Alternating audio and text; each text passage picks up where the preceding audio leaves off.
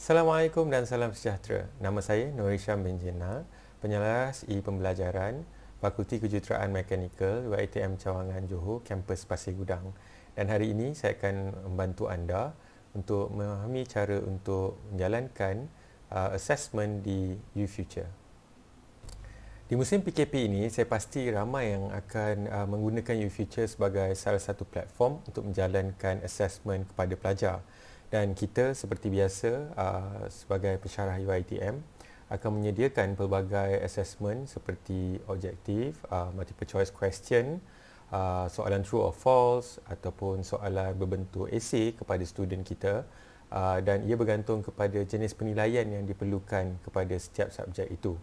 Jadi hari ini saya akan terangkan macam mana kita akan menggunakan UFuture untuk menjalankan semua penilaian yang disebutkan sebentar tadi. Perkara pertama yang kita akan buat adalah untuk login ke dalam UFuture. Untuk ke UFuture, pastikan anda mengisi ufuture.uitm.edu.my.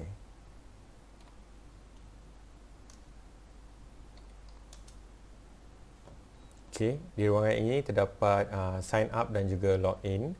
Kepada semua pensyarah UiTM, sepatutnya kita boleh login kepada UFuture dengan clicking butang login dan klik di butang lecturer, dan di sini kita boleh masukkan nombor staff kita dan juga password yang diberitahu di sini adalah menggunakan password iStaff Portal account.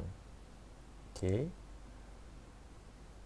Ini adalah paparan utama yang kita akan lihat di UFuture. Jika anda dapat lihat, UFuture ini adalah hampir sama seperti Island V3.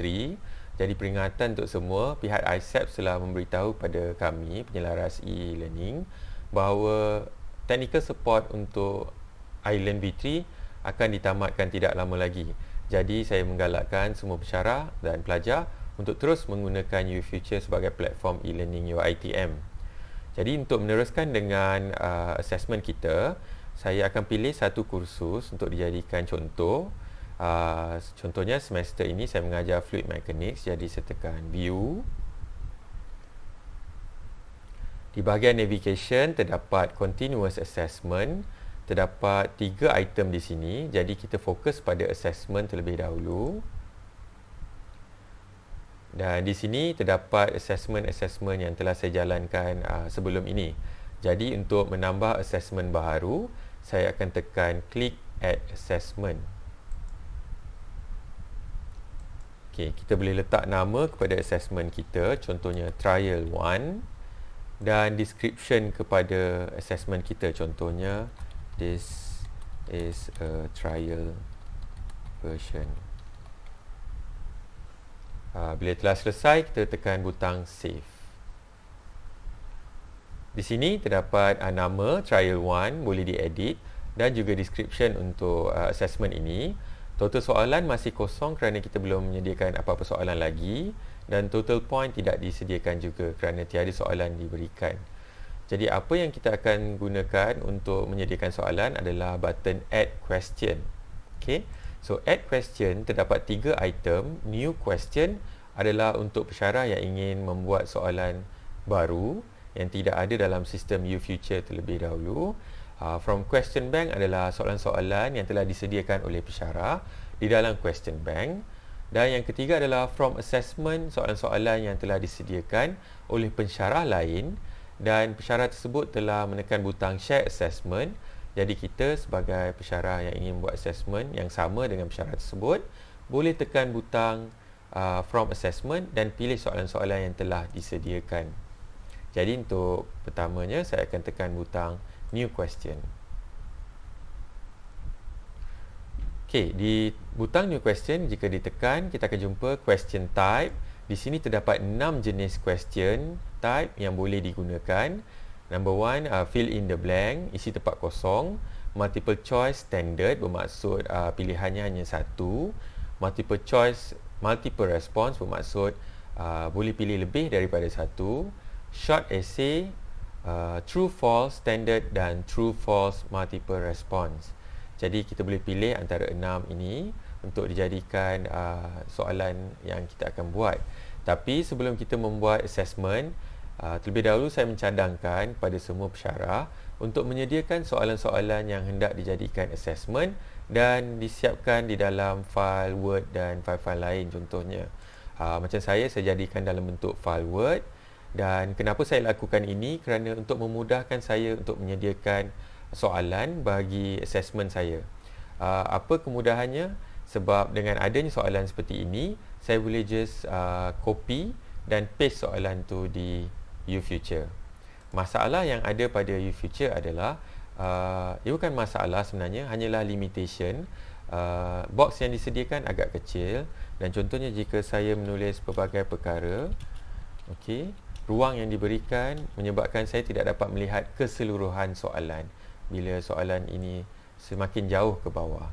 Jadi apa yang saya buat adalah saya sediakan dulu soalan dalam Microsoft Word dan itu juga kita boleh copy dan paste dalam ini.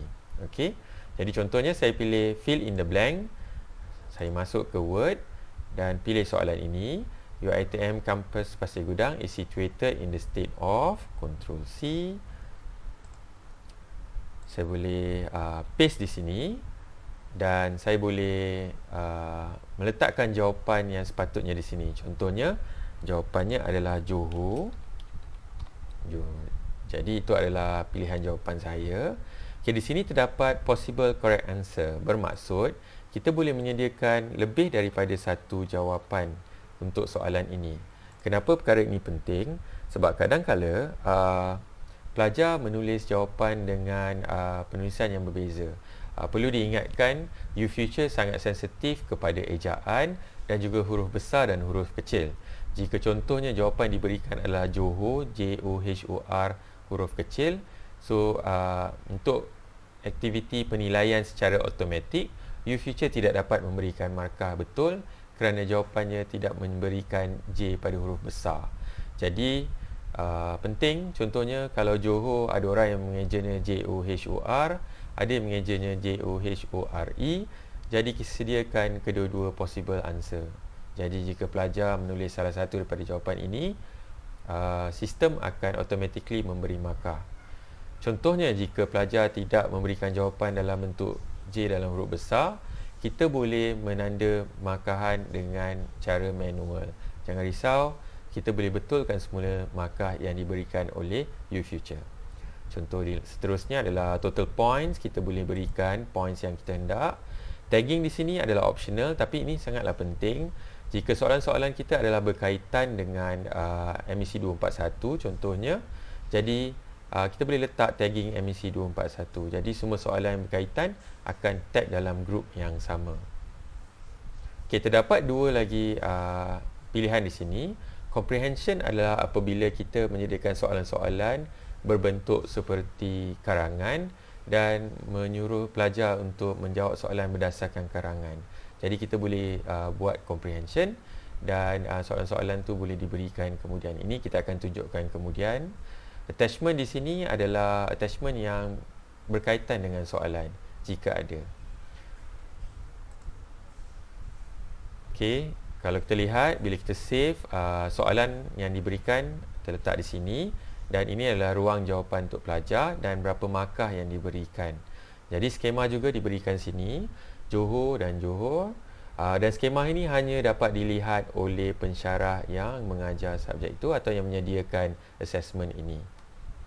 Okey, kita tambah lagi soalan, new question. Contohnya, soalan kedua adalah multiple choice. Okey, untuk multiple choice, kita boleh tanya soalan ini. Siapakah nama pensyarah anda? Jadi saya pastekan di sini dan kita dapat 4 pilihan jawapan dan pilihan jawapan ini sebenarnya paling minimum adalah 2 pilihan sebab multiple choice dan kita boleh adjust berapa banyak pilihan yang kita nak. Contoh di sini kita boleh buang pilihan yang ada ataupun kita boleh tambah pilihan yang ada. Okey, contohnya kita letak nama pensyarah lain.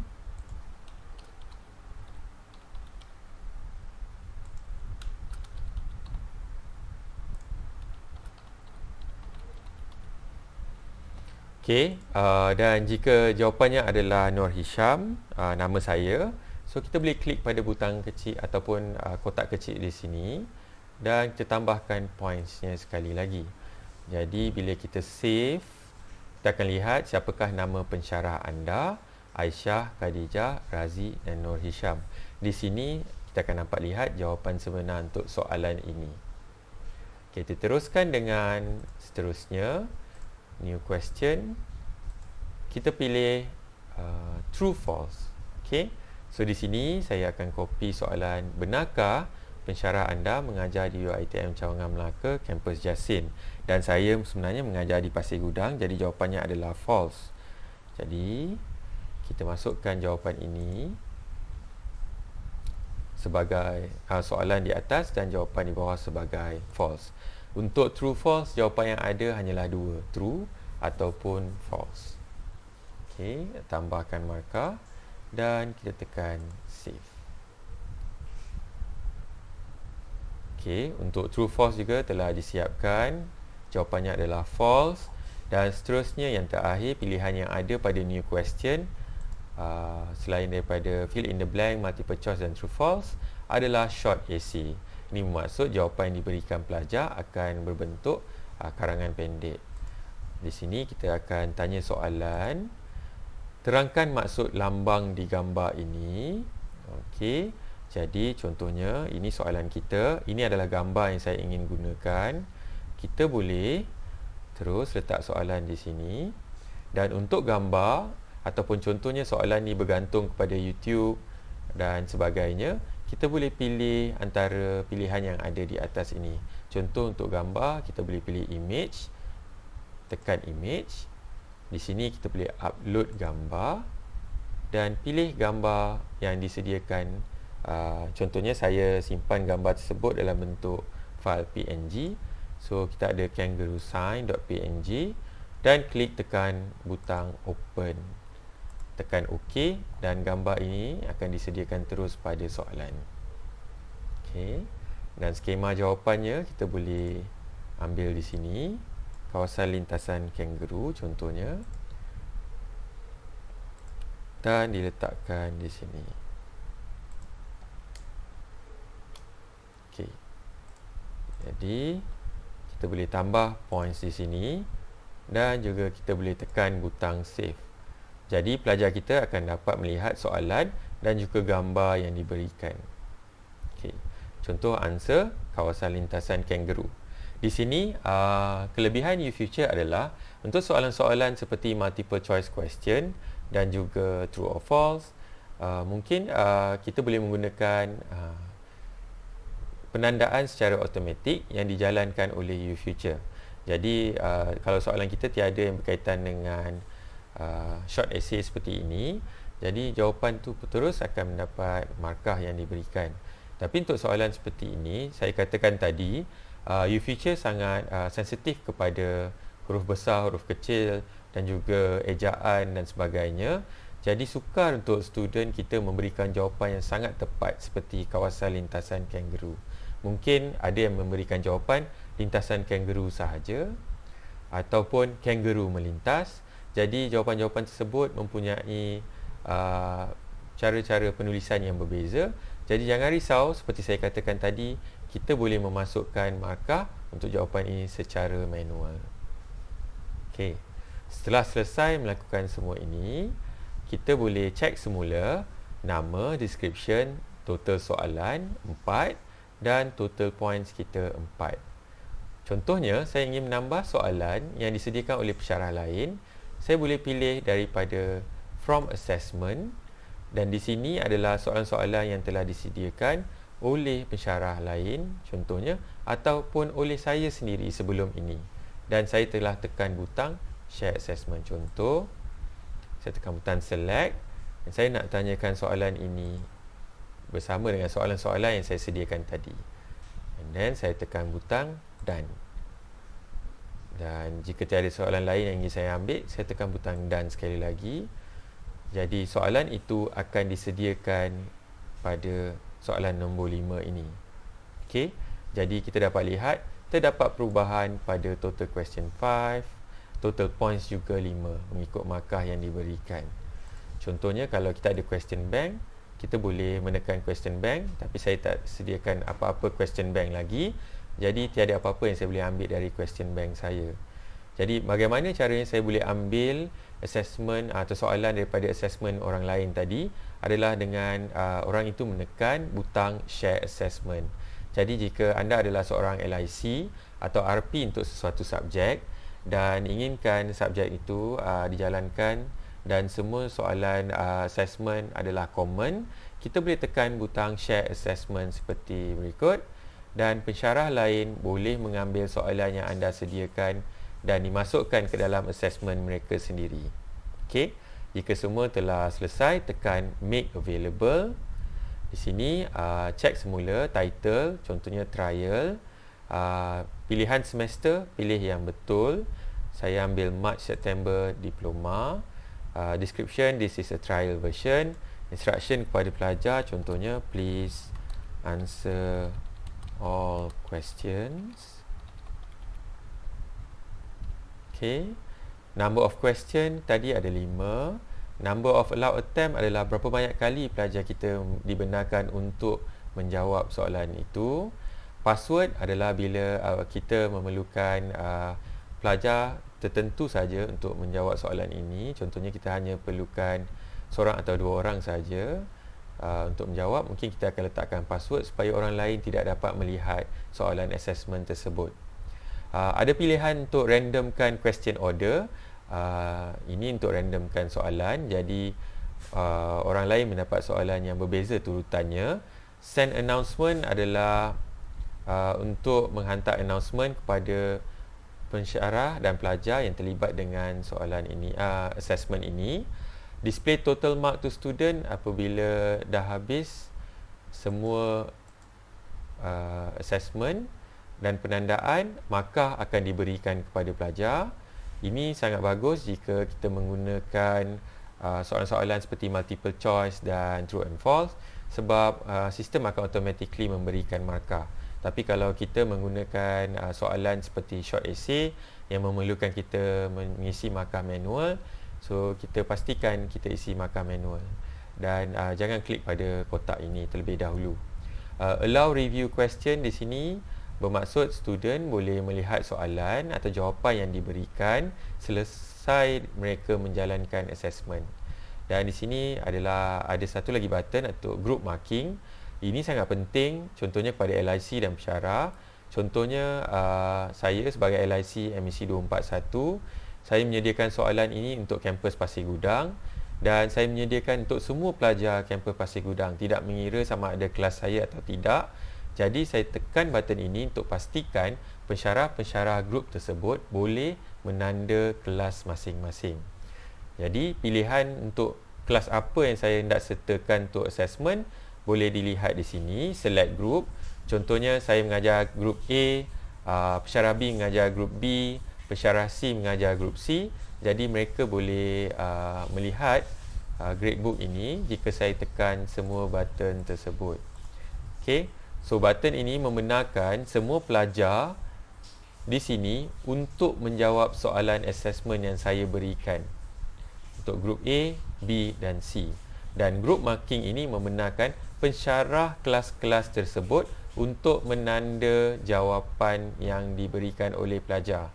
Jika saya hanya menekan button di sini dan tidak memberikan group marking, pensyarah untuk kelas tersebut tidak dapat menjalankan penandaan. Okey. Dan yang terakhir adalah duration of assessment dan juga set date and time range. Di sini ada 3 keadaan yang mungkin terjadi. Keadaan pertama adalah contohnya kita hendak menyediakan soalan berunsurkan kuis dan kuis tu adalah masanya dalam 1 jam contohnya. Kita boleh setkan assessment itu untuk 1 jam.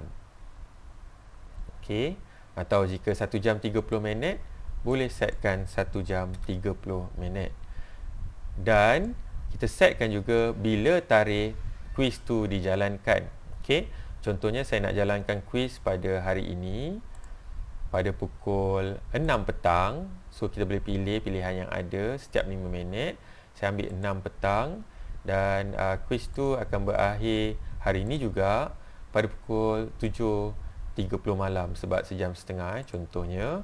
Okey, jadi saya boleh pilih 1 hour 30 minutes dan bilakah masa saya menjalankan kuis tersebut. Jadi apabila ini berlaku, ini sangat bagus jika kita ingin jalankan kuis ataupun assessment yang common untuk semua orang dan sepatutnya dijalankan pada masa yang sama. Yang kedua, jika kita berminat untuk memberi assessment kepada pelajar dan kita nak limitkan pelajar untuk menjawab dalam masa yang ditetapkan sejam 30 minit.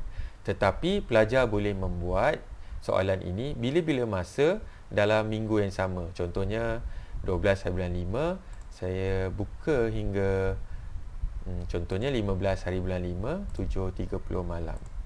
Okey. Apa yang saya buat di sini adalah sepanjang 12 hari bulan 5 pukul 6 petang hingga 15 hari bulan 5 7.30 malam, pelajar dibenarkan untuk menjawab assessment ini. Tetapi once pelajar telah tekan menjawab soalan ini, pelajar hanya diberikan 1 jam 30 minit untuk menyelesaikan assessment tersebut. Jadi kita tetapkan masa, tapi dia boleh mengambil bila-bila masa sahaja dalam range time yang diberikan. Okey, itu untuk keadaan kedua. Dan untuk yang ketiga, contohnya untuk assessment yang tidak memerlukan masa, kita tidak ada had untuk masa, kita boleh just letak 0 di sini dan kita open kepada pelajar untuk menjawab soalan tanpa ada apa-apa had masa. Okey, saya rasa ini adalah basic kepada penyediaan soalan untuk assessment. Jika kita tekan butang save, apabila kita menekan butang save, kita akan lihat secara keseluruhan gradebook untuk assessment kita. Terdapat nama gradebook untuk assessment ini, trial 1, description, this is a trial version, butang edit untuk mengedit apa-apa berkaitan dengan assessment, password no, attempt, berapa banyak attempt yang diberikan kepada pelajar, question adalah berapa soalan, total marks adalah berapa markah total, dan disediakan juga tarikh soalan di create dan juga masa dan tarikh untuk soalan dimulakan dan diberhentikan. Jadi di sini juga diletakkan tab kelas-kelas yang terlibat dan kita ada 3 kelas A, B dan C dan juga instructor.